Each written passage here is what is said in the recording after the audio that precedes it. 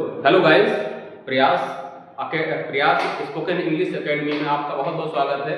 आज मैं आप लोगों को is am are plus to और प्लस वर्ब इसका प्रयोग हम बताएंगे कि वाक्य के अंत में जब ना शब्द आए, मतलब है जैसे मुझे पढ़ना है, मुझे जाना है, मुझे दौड़ना है, मुझे हंसना है, अगर इस तरीके के सब्जेक्ट सेंटेंस आ रहे हैं तो हम उसको इंग्लिश में किस तरीके से बोलेंगे या उसको किस तरीके से बनाएंगे। ठीक है, तो जब देखिए अब इसमें क्या है, जैसे दो तरीके के वाक्य होते हैं। मुझे पढ़ना है तो यहाँ पर मैं खुद पढ़ना चाहता हूँ, तो इस कंडीशन में इज एम आर के बाद टू वर्ब का यूज करेंगे। लेकिन अगर हम कहें कि मुझे पढ़ना पड़ता है तो उसमें हम हैज टू या हैव टू का प्रयोग करेंगे। अब देखिए, जैसे हम कहें कि मुझे घर जाना है, मुझे घर जाना है, मुझे घर जाना है, तो यहां हम लिखेंगे I am to go home. I am to go home means मुझे घर जाना है। अब देखिए, लेकिन हम यहां अगर हैज टू या हैव टू इसका भी प्रयोग होता है। अगर हम कहें मुझे घर जाना है, I am to go home, लेकिन अगर हम कहें कि मुझे घर जाना पड़ता है, देखिए मुझे घर जाना पड़ता है,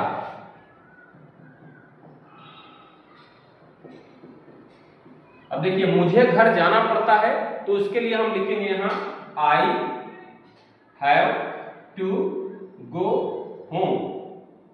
मुझे घर जाना पड़ता है, I have to go home. अब देखिए दूसरा, मुझे खाना पकाना है या उसे खाना पकाना है, लिख दें उसे खाना पकाना है। अब देखिए और दूसरा लिख दे रहे हैं उसे खाना पकाना पड़ता है, उसे खाना पकाना पड़ता है, उसे खाना पकाना है, उसे खाना पकाना पड़ता है। देखिए दोनों अलग अलग सेंटेंस हैं। यहां पर हम क्या करेंगे, उसे खाना पकाना है, she is to cook food, तो यहां हम लिखेंगे she is to cook food, she is to cook food, उसे खाना पकाना है। अगर हमें लिखना है उसे खाना पकाना पड़ता है, तब कैसे बना रहे हैं, देखिए she has to cook food, she has to cook food, उसे खाना पकाना पड़ता है। ठीक है, अगर ये पास्ट टेंस में आ जाए तब देखिए क्या करेंगे,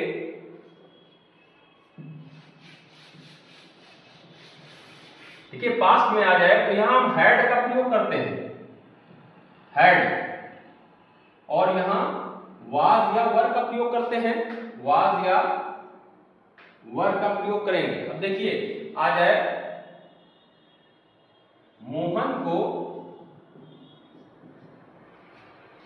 को दौड़ना था, मोहन को दौड़ना था, तो हम यहां लिखेंगे Mohan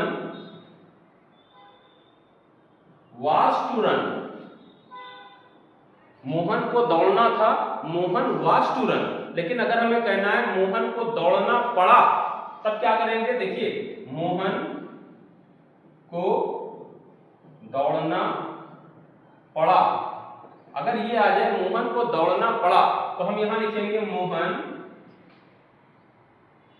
had to run, Mohan had to run, Mohan को दौड़ना पड़ा। अब देखिए मुझे गाना पड़ेगा, मुझे गाना पड़ेगा, तो हम यहां लिखेंगे आई शैल हैव टू सिंग। अगर फ्यूचर में आ जाए तो हम शैल हैव या विल हैव का प्रयोग करेंगे। तो यहां देखिए मुझे गाना पड़ेगा, आई शैल हैव टू सिंग, मुझे खाना पड़ेगा, देखिए उसे खाना पड़ेगा, उसे खाना पड़ेगा, उसे खाना पड़ेगा, तो यहां हो जाएगा he will have to eat food. He will have to eat food. उसे खाना खाना पड़ेगा, ठीक है। तो और ये आपने देखा कि कहां पर, किस जगह पर is to, am to, are to का प्रयोग हुआ है और किस जगह पर was या were to का प्रयोग हुआ है और उसके बाद किस जगह पर will या shall और उसके साथ have का प्रयोग करके कैसे बनाया हमने, will, shall, उसके बाद have to, उसके बाद verb का प्रयोग करके कैसे बनाया, जहां पर वाक्य अंत में जाना पड़ेगा, खाना पड़ेगा, इस तरीके से वर्ड आएंगे। तो उसकी किस तरीके से बनाया, देखिए, मुझे गाना गाना पड़ेगा, उसे खाना खाना पड़ेगा, मुझे गाना गाना पड़ेगा, आई शैल हैव टू सिंग, उसे खाना खाना पड़ेगा, he will have to eat food, ठीक है। तो अब आशा करते हैं इन सब सेंटेंसेस के बारे में आपको अच्छे से जानकारी हो गई होगी।